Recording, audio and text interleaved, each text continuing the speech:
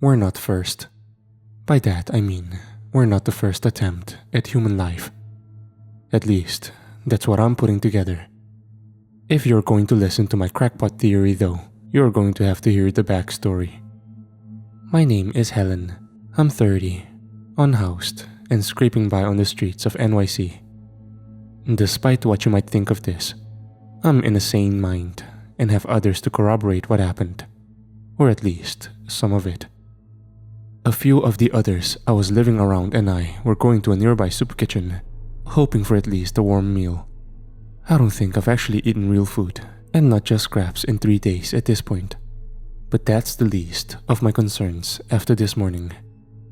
We were on our way, getting ready to cross the street, when a car came speeding through, whipping around another at a stoplight.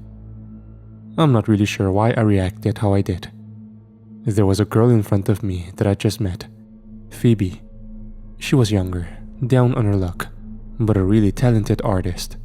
She just needed to find some sense of stability, you know. That's hard these days.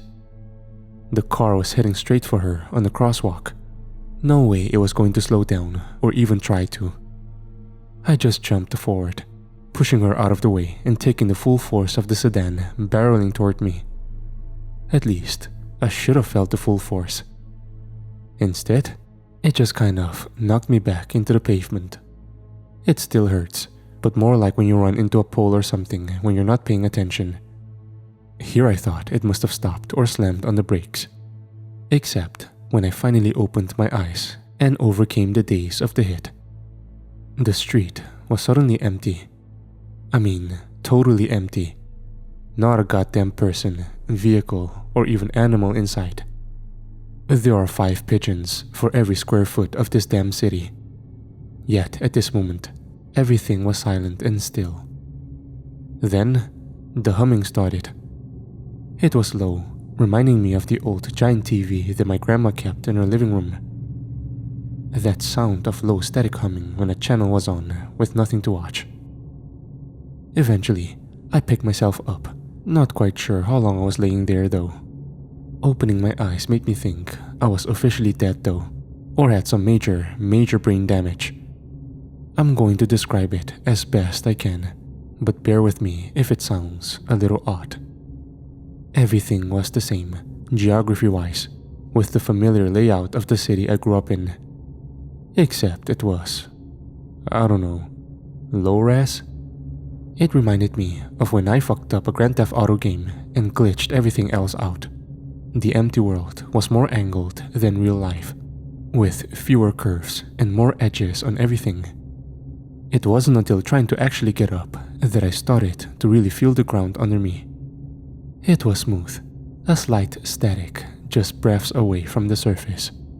The asphalt looked as if it was painted on, giving the appearance of poured concrete. In reality, it just felt like a smooth marble surface, cool to the touch too.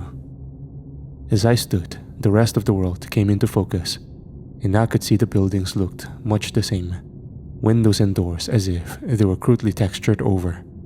Everything reminded me of an old PlayStation 1 game looking around. But how the hell I was inside it? I don't know. The sky above looked fake too, with clouds painted on with angled powers.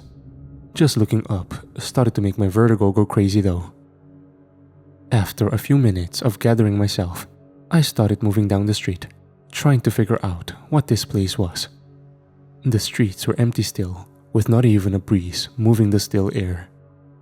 When I walked up to one of the windows, a blurred display with a sign that said, "Slice," with pictures of pizza that made JPEG compression look like Da Vinci. There was nothing I could see through the windows. Hell, it was like just solid color, painted like glass to give the appearance of a front. Might as well have been a cardboard cutout. "Hello?" A voice shouted from around the corner. It froze me at first, realizing I wasn't alone as I believed. I had to find a way out of here though. Maybe they knew something. I don't know. It's not the least rational thing about today, because when I finally reached the intersection and got a clear view around me, unobstructed by the tall buildings around, I almost lost my fucking mind. The World Trade Center was standing tall against the sky, not with much detail on it, but the twin towers were punching into the sky for the first time since I was a kid. The world grew louder, my mind racing, trying to just find some comprehension of what I was seeing. God, I just wanted to get a hot meal. And now, I'm in pre-Y2K hell, with no fucking idea how to get the hell out of this place. I almost resigned myself to death at this point, because everything was so fucking overwhelming. Then the voice came again. A small, "Hello?" This time, from behind me. Everything in my body screamed not to run. Don't look. Don't face whatever nightmare was probably right behind me. Despite it all, I still looked. A kid was walking toward me, maybe a couple blocks down. This time, they gave a much louder, "Hello?" This is on me, not going to lie. I grew up homeless for a lot of my childhood, so I've got a soft spot for kids who need help. That was almost the end of me. "Hey, are you okay?" I shouted down the street. The child only gave another, "Hello?" in return. Nothing else. They were moving toward me still, but the light didn't let me make out any features. Cautiously, I started walking to meet them. They repeated hello again, this time louder.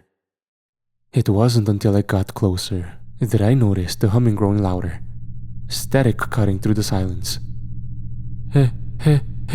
Hello?" It said again, this time stuttering it out, resetting to the beginning every time. When it came into view, I took a step back, realizing I made a huge mistake. The smiling, cheery face looked pasted onto the angular head. Their shoulders and arms were oddly sharp, just floating at the side without movement. Legs were moving, but not actually touching the ground. This thing was gliding like a ghost, closer and closer to me. Features grew more clear as it got closer. The smile was too wide for the face, stretching ear to ear, showing far too many teeth. Empty eyes stared forward, crudely drawn onto the skull. I honestly don't know if it could see me, but it felt like it wanted me. Ha ha ha ha ha ha ha. It started glitching harder, the words stacking on top of each other without getting out the first word. In only a few feet, it became one long sound. A scream of binary technology missing a 1 or 0. It got overwhelming, causing me to fall to my knees in the middle of the street. Gliding ever closer, the figure was now bending, contorting and stretching itself in every direction.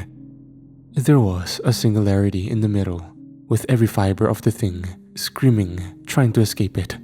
I could see the ground around it beginning to pixelate, popping in and out of existence. Once the stretching got to its face, everything went to hell.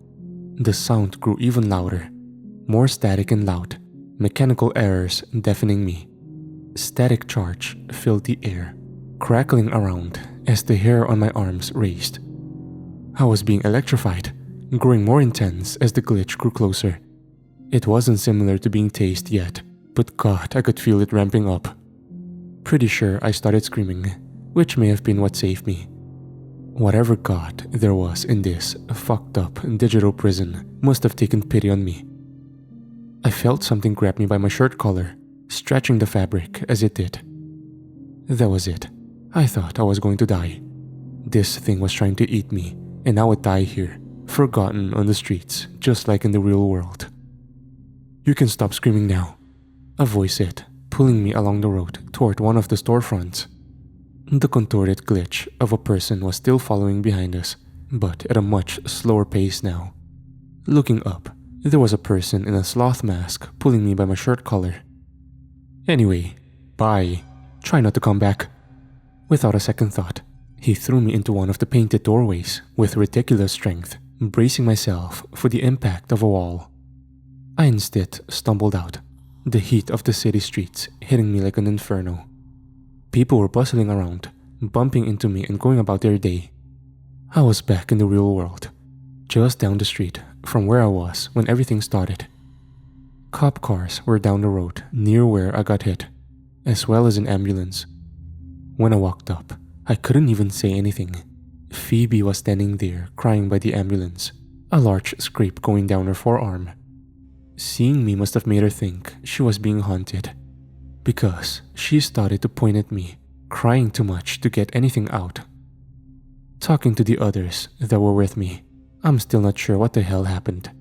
Everyone says they saw me push Phoebe, the car make contact, then I was just gone. An hour passed, and everyone thought I was still on the grill of that truck, being taken along on a high-speed chase. They still haven't caught the driver apparently. I'm tired. Everything is still blurry. I feel like I saw something I wasn't supposed to, like something taboo and ancient, even though the look of it was relatively recent. It just felt old. There was something there that wasn't right, not to mention whoever the fuck rescued me. God, I have a lot of fucking questions. But right now, I'm just glad to be alive. Maybe someone in the homeless camps knows something. I'll reach out to a few of my shelter buddies too, to see if they've experienced anything similar. To be honest, surviving on the streets in the real world seems a little trivial now after seeing all that. I don't feel like I'm real anymore. I keep hearing scientists talking about living in a simulation, but I think I just saw the demo. God, I hope I don't have to go there again though. I'm still really unsure about the things I've seen, but I do know there are others who have seen it too. Did a little digging and found some random message boards suggesting a demo, like a first attempt at humanity. Except now, I'm finding out that visitors to the demo don't end up sticking around long after they return. From the few threats I've seen, and bear with me, I'm fucking homeless and using library computers. The few of us who went in and made it back all had somewhat similar experiences. Emptier, more low-res version of their surroundings at the time, and a voice luring them closer before glitching out on them. Most ran, and everyone assumes there were plenty more people who didn't get away. But everyone who found a way out says it was by complete accident. No mention of anyone in a mask, sloth, or otherwise. I appear to be an isolated incident. There wasn't even a common theme in how they got there in the first place. Things were seemingly at random, whether it was just a random doorway while urban exploring, or just being in the wrong place at the wrong time. One person described their experience just falling through the floor one day, emerging in the demo version of their school. I couldn't find any correlation, even among the small handful of people who had shared their stories. I just found out one thing that's consistent between all of us though, and I'm not sure how much time I'm going to have left. The glitch followed me. Others mentioned some strange happenings, seeing glitches in real life, technology acting strange, and a feeling that there was something watching them, waiting. I felt that since the first encounter just a few days ago, but I feel like my heart is still racing. Mechanical constant screams echo in my head, static building on my skin like wearing a fleece coat fresh from a dryer, except not comforting at all, leaving me with cold sweats. I stayed in the library overnight to avoid the rain and damp outside. I hadn't been myself the past couple of days, pushing everyone away who tried to check on me. EMS told me I was a damn hero for pushing Phoebe out of the way, so why do I feel like I'm being hunted? I did a good deed, right? That deserves some kind of reward, you would think. Not a fucking curse. Everything settled in the library around midnight or so, with workers, librarians, and janitors finishing up their duties. Years of experience taught me where to hide and avoid anyone checking around, though the janitor was extremely thorough tonight for some reason. Must be an event or something tomorrow. I curled up on one of the couches set aside for reading, nestled in one of the back corners where a small light cast shadows. It was comforting, one of the only places I've ever known that felt like home. Guess that's why I finally ended up drifting off to sleep. But it was only minutes before things got weird. A loud series of thumps from a few aisles down books hitting the floor in quick succession. Pages were turning like a hurricane was blowing right through, threatening to tear them apart. In the shadows, I could see the shelf wavering, ready to topple over at the force before a figure emerged, gliding from the aisle like a damn ghost. It turned, looking toward me. The same small child I saw in the demo was standing there, a faint glow coming from it as the sneering plastered on its face focused in on me.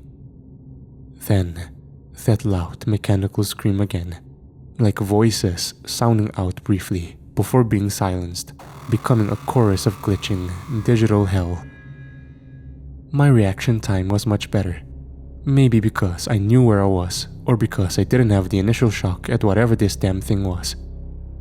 When the glitch started moving toward me, bending and stretching like gravity was tearing it apart at the seams, I took off down another aisle.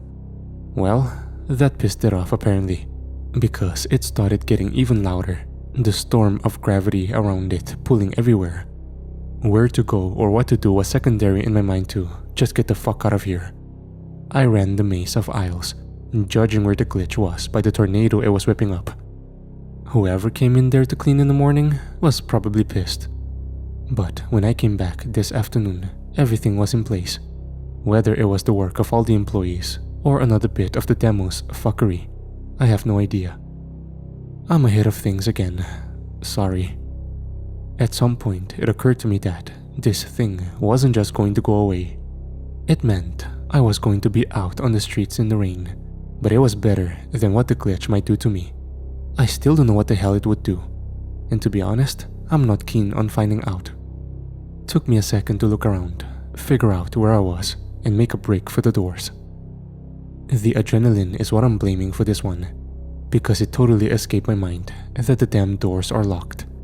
Not my smartest moment, I know, but something worked out for me anyway. I dashed through the detectors that kept the doors separate from the rest of the library, hitting the doors themselves hard. I was still bruised from that truck hitting me, so hitting the metal push bars were incredibly unpleasant, to put it lightly. I was scrambling once I realized they were locked, and the glitch was screaming like a dial-up modem in a fucking blender behind me. It was almost on me, and I still wasn't able to get the top deadbolt undone, my hands slippery with sweat while trying to pull the old rusting lock out. The glitch charged at me then, mouth wide in a smile that looked like it was going to chomp down on me. It hit the detector set up to prevent weapons from being brought in, suddenly compressing down to a small singularity as the parts of it stretching in every direction were absorbed, infinitely folding itself into oblivion before it could pass through the other side. Wasn't stopping me from getting the hell out of there though. I finally fumbled the deadbolt open and burst through the doors faster than the devil running from a church. I ran maybe 4 blocks before I finally stopped to catch my breath, a few other pedestrians on the street giving me an odd look. Found an alley to curl up in that was somewhat dry. It wasn't easy to fall asleep though, with me on constant high alert, thinking it could appear again at any point. Not to mention my mind-fucking running marathons, trying to figure out what made it disappear. I was hoping I can figure it out to keep myself alive at least.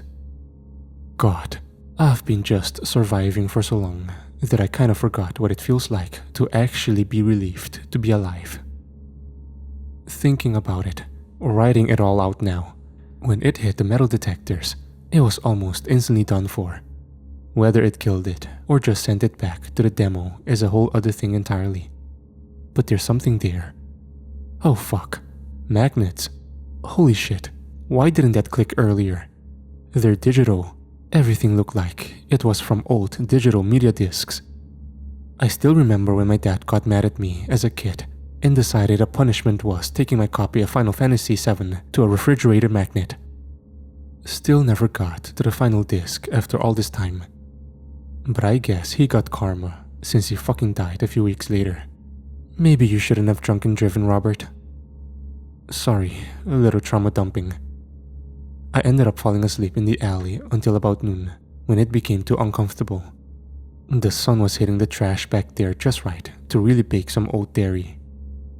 Made my way back to the library instead to scour the internet more, maybe find some answers, and write all of this up.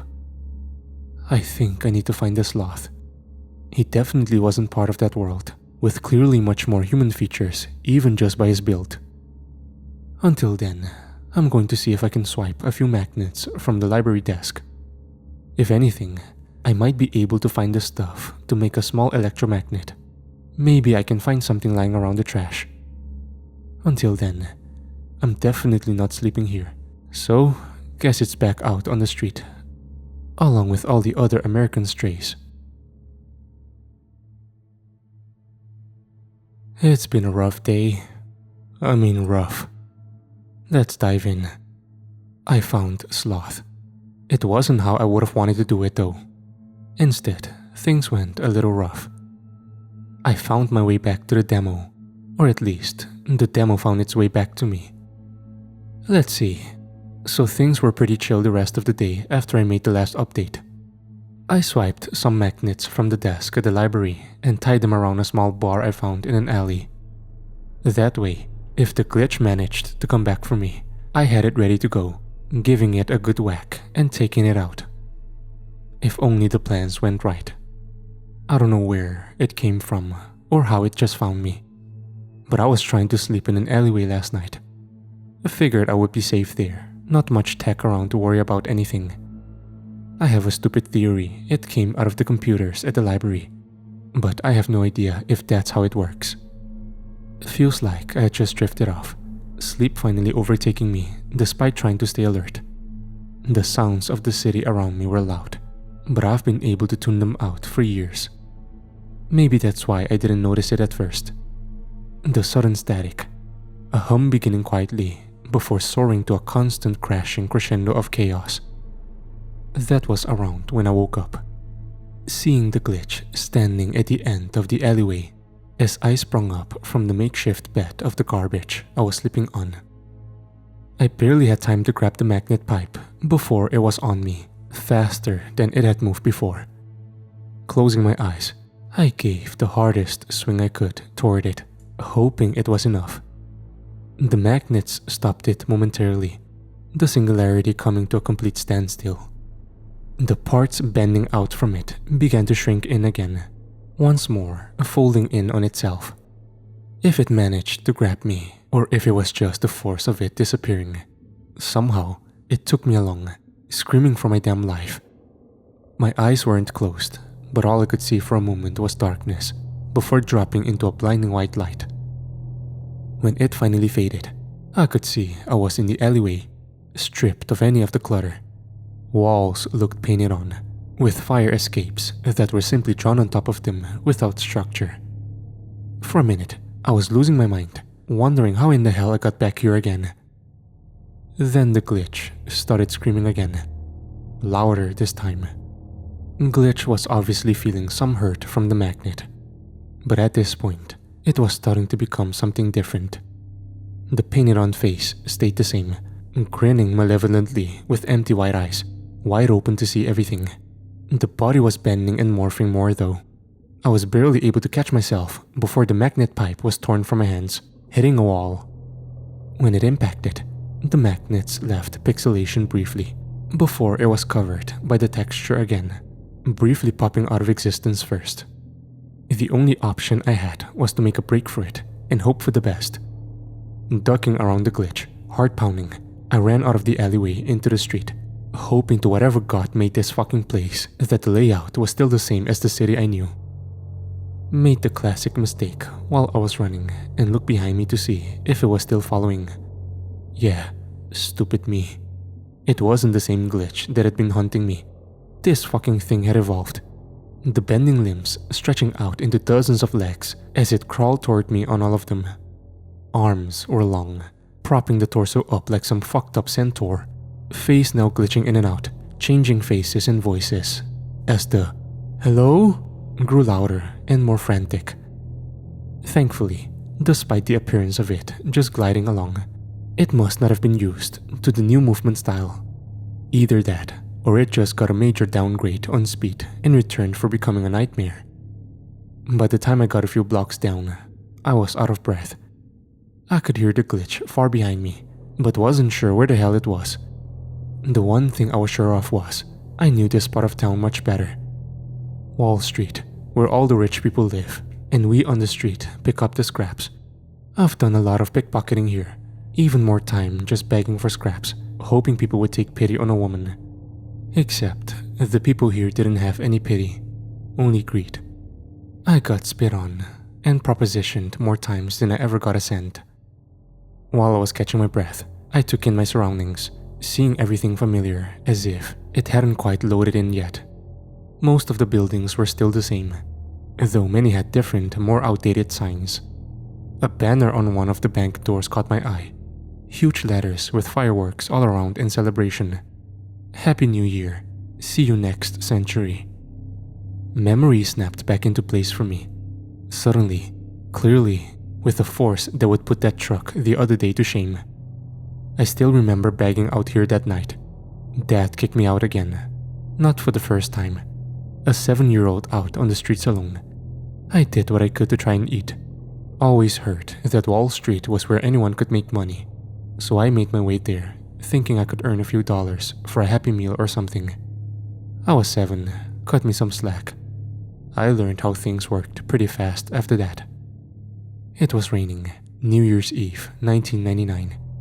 I was huddled under a little awning, one right across the street from me right then actually. I remember a man walking up, showing the first hint of kindness I had seen in the 7 hours I'd been there. That same banner that was blurry and pasted on in the demo was right there. "Are you alone, son?" Those were the first words he asked me. When I nodded, all he said was, "Well, I could buy you some food, if you'd like to play." I was hungry, but even 7-year-old me had alarm bells. I ran as fast as I could, though I don't think he even tried to follow me. He was older, balding, and wearing a freshly pressed suit. Considering the cigar stink radiating off of him, I'm assuming he wasn't much of a runner. Sorry, still dealing with a lot of these memories coming back. I've been running from shit for a long time, you know. My mom died when I was still a baby. Dad apparently realized pretty early on that I wasn't going to be the pro athlete son he always wanted. Don't think I've even spoken to him since I was 12, so God knows how he would react seeing I'm not his son anymore. Hell, as far as he's concerned, I probably never was anyway. The glitch roaring jerked me back to my senses, getting closer at a much faster rate than when I had felt it. I looked back and realized why. It was growing larger. The number of legs filled the entire street now, with faces changing even faster on its head. The same terrifying smile was always there, but the teeth and inside kept changing, taking on different textures and colors. From sharp teeth to just a blue void. The eyes remained solid white, while the entire skull kept stretching and growing, enlarging the pasted-on face so it looked even more grotesque. It was close. Closer than I wanted it to be. I don't know when I started screaming, but at least I was trying to find somewhere to get away. The doorway of a bank nearby caught my eye, appearing different than the others, almost completely white. I swear it wasn't that way a few minutes before, but I was also having a pretty bad flashback, so my mind is pretty messy. I swear I ran faster than I ever had, going for the door with every fiber of energy I had left in me. When I tell you I was nowhere near prepared for what was next, I mean it. I thought my life was about to end here, forgotten. Nobody in the real world would give a shit anyway. I was a stray, one of millions of Americans living on the bottom, just scraping by. Not a single person would go looking for me. I hit the doorway with all my might, hoping to bust the door open. Instead, it busted me. I was knocked back hard, thrown across the street right on my ass. A little luck had my back though, sort of. At least the pavement wasn't actually pavement, just a slick sleet of hard static with the look of a paved street painted on. I slid across, over the painted curb, and into the wall. I was a little dazed after that. It hurt. I think I may have hit my head at one point. When I opened my eyes though, the glitch was screaming closer, ready to bear down on me. Everything hurt, and I tried to force myself up to run, but the strength just wasn't there. I was so dizzy I could barely tell up from down. I don't know what bounced me, but it hit me hard enough to completely kick my brain for a good minute. Over the screaming, I heard another voice, this time a little familiar. "What in the hell are you doing here? Didn't I throw you back on like Monday? Wasn't it Monday?"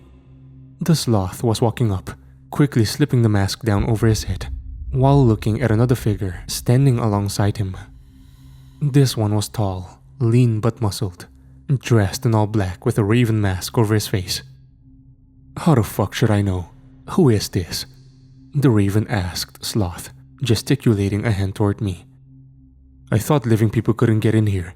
Did you let her in?" The screaming of the glitch grew louder, only a couple of blocks down the street now. Its growth seemed slowed down, with fewer legs growing from the torso. The face was still changing, more rapidly, while sometimes blinking completely out of existence, leaving an empty black void where it was. All I could do was point to it and scream for help as it got closer. "Oh shit, I've never seen one like that. Have you? That looks mean," Sloth remarked, turning to look at the glitch as it moved closer. Raven stepped forward, raising a hand in front of him and centering it on the creature. "We don't have time for this shit." Raven briefly raised his hand above his head before slicing it downward through the air, a chopping motion in the direction of the glitch. A wave of solid light extended from his hand as he made the movement, extending far enough to slice the glitch directly in half down the middle. I'll be totally honest here if you're looking for answers. I don't know. All I could really say at the time was that the glitch was what brought me here, that it had been after me since the other day. Sloth and Raven just stood there and listened, never taking off their masks. "Can we finish up? Only 3 days until we do this," Raven said, crossing arms in front of him.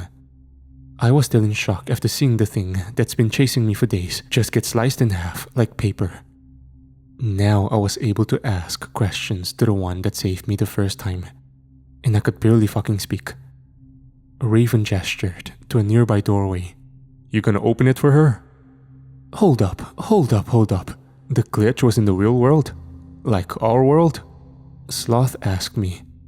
My heart was still racing, but I was getting the feeling they knew about as much as I did about that thing. "You're not even supposed to be here." "How are you here then?" That was all I could get out. Sloth actually started laughing at that question. "I fucking died." He laughed even harder. "You mean you didn't have some near-death experience or anything? Meet anyone who gave you a talk? None of that?" I pushed my friend out of the way of a truck, and it hit me. I ended up in here. Things were making less sense than before. They told me I disappeared until you threw me back like 20 minutes later. "I'm sorry, you've spoken to her before? In here? What does she know?"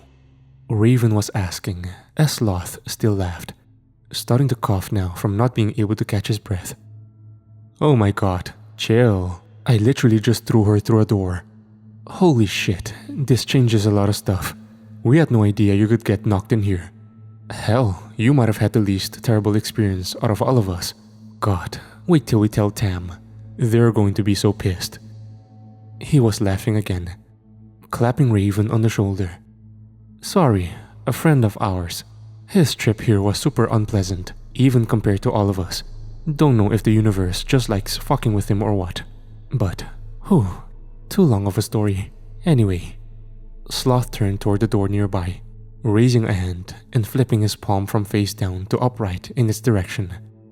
A black void overtook the doorway, blotting out any of the markings on it. "Look, this isn't a good place to be. You're gonna want to stay out of here if you can help it," Sloth offered. "Please go. We're on a time crunch," Raven said. Even through the mask, I could feel his eyes rolling as he spoke. I was pretty hesitant to walk through the door, trying to gauge if it was okay to go through or not. Sloth waved me along, telling me to get out of there before more glitches showed up. I closed my eyes, stepping through the doorway and out into the dark street the sun barely starting to break over the horizon.